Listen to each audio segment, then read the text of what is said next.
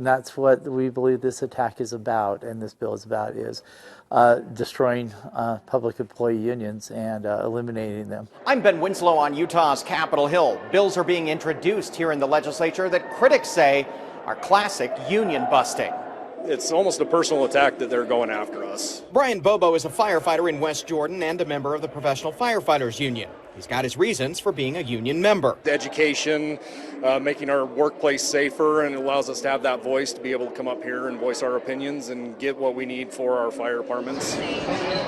He and others are up here on Capitol Hill to push back against a bill that effectively blocks public employee unions. It's a horrible bill. It takes a lot of our rights away as far as being able to do that collective bargaining and being able to come in and have our voice and do what's right for the people and the blue-collar, the white-collar workers. House Bill 267, sponsored by Representative Jordan Tusher, would effectively ban public employee unions from collective bargaining. Really what we're trying to do is ensure that all public employees have a voice at the table when they're negotiating their contracts, and that also that we're protecting taxpayer resources, that labor unions aren't getting access to taxpayer resources. Public employee unions include police officers, firefighters, teachers, and some government workers. The bill would not apply to private companies that have unions. It makes it impossible for employees to have a voice on benefits, on pension. Representative Tusher says the bill protects taxpayer money. Businesses have to make a profit or they go out of business.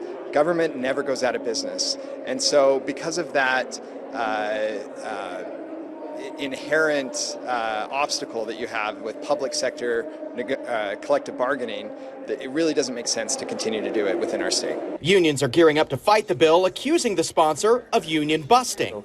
I really am perplexed about the hypocrisy of this and the value that we place on families and working families, but yet we're going to take away their ability to have collective bargaining and do what's best for them. They can continue to join their unions if they want to. They can continue to have the unions advocate on their behalf, but we'll ensure that there's the proper safeguards in place. That's not the only bill in the works on unions. Representative Tusher says he's proposing an amendment to enshrine Utah's right to work law in the state constitution. Your employment, whether they hire you or fire you, cannot be based on whether or not you are or aren't a member of a union. That's been in state law for over 50 years. My constitutional amendment would bring that into the state constitution. The unions I've spoken with say they want to wait and see what's in the language of the proposed constitutional amendment before deciding if they support or oppose it. The bill on collective bargaining has been assigned to the House Business and Labor Committee and has its first hearing on Thursday.